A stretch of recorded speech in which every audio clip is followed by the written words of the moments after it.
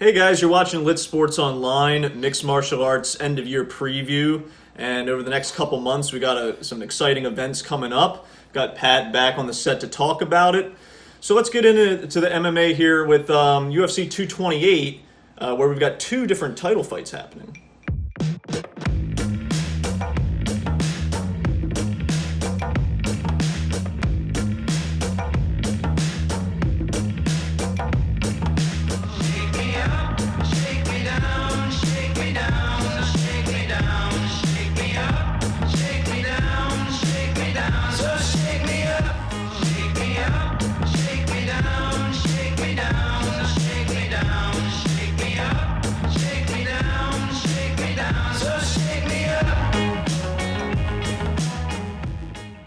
Yeah, so we have one of my most anticipated fights of the year coming up, Tyron Woodley versus Darren Till for the welterweight title.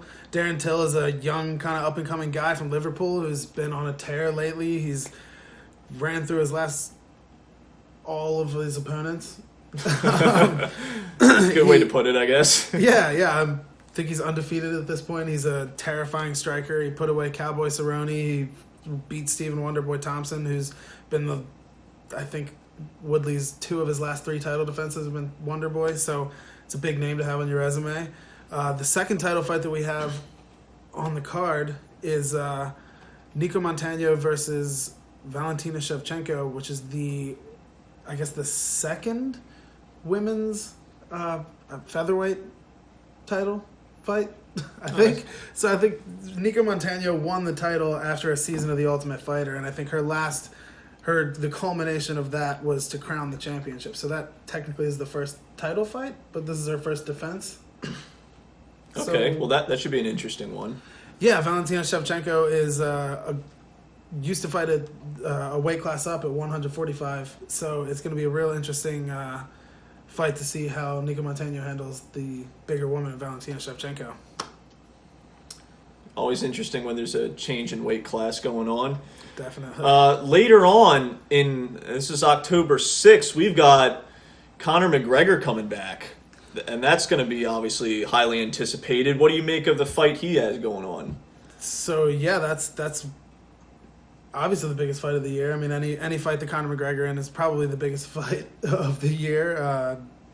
We all remember the Mayweather-McGregor fight last year, which was one of the biggest fights in history. So it's going to be a huge fight, regardless of who his opponent is. But his opponent is an undefeated lightweight by the name of Khabib Nurmagomedov, who is one of the most feared fighters in the division. He's from Dagestan, and he is just destroying people. And he is the current undisputed champion since they stripped McGregor of his title.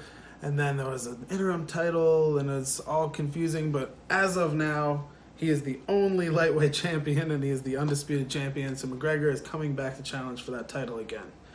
So what do you make of this fight in terms of, do you think there's going to be any rust with McGregor since he's kind of been out of MMA for a little bit? It's very possible. A lot of people say that ring rust is a very real, very big deal. Some people, like Dominic Cruz, say that ring rust doesn't exist.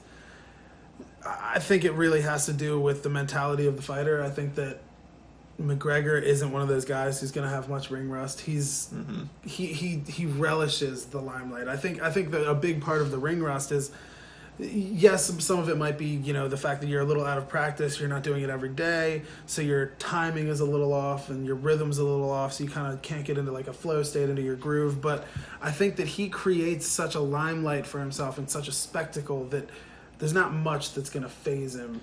So is it more a matter of you got to give yourself enough time to train, basically, to get back up to shape? Yeah, of course, there's that for sure. But I didn't expect the fight to be as soon as it was when it was announced. It's announced, it was 9 weeks out, I think. So it's not a ton of time for him to get ready. But I assume he's had it signed for a little bit in his training, and is probably training in the off season as well. So it's a real interesting fight. It's about as close as you get to a classic grappler versus striker match in today's landscape, and pretty much the biggest variable is obviously whether or not Khabib can get it to the floor. I think that one factor decides the rest of the fight. If it stays standing, it's a short, quick night for Khabib and he's going to take an unexpected nap, or if McGregor can't stop the takedown, he's going to be introduced to the floor in a very painful, long, drawn-out way. Well, this kind of reminds me a little bit of like when Brian St. Pierre came back, and like honestly, George St. Pierre. Like I did not expect him to actually like win that fight against Bisping. Yeah, because I was like, oh, he's kind of been like semi-retired. Like there might be ring rust, but like I was wrong in that sense. So like maybe there's another one where you just have to imagine McGregor come back and be his usual self. True. I mean, that is definitely true. But there also is something you have to add to that. In that, it's GSP. I mean, GSP is one of everyone's top 5 greatest of all time. So it's a good comparison for sure. It'll be real interesting to see what Conor does. We got a couple other exciting events before the end of the year. We got Mark Hunt coming back in the UFC on September 15th. We also have the return of Frankie Edgar versus the Korean Zombie in a fight that I personally am very excited for on November 10th.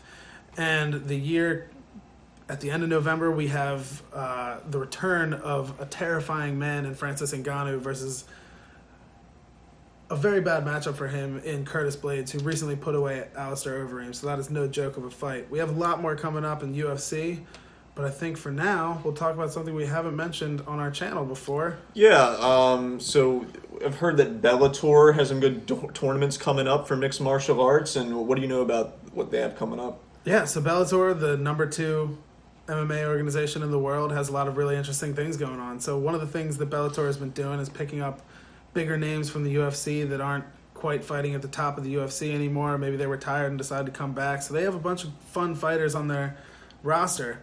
And some guys who are real legit, who I would love to see back in the UFC to see how good they really are. We got Gegard Mousasi versus Rory McDonald, which is two champions from their organization fighting each other. The welterweight champion versus the middleweight champion, Gegard Mousasi, who held his own against everyone in the middleweight division in the UFC. And then we have Rory McDonald, who very well could be the best welterweight in the world. He's the last man to hold a win over Tyron Woodley, the current UFC welterweight champion. So that fight is very exciting.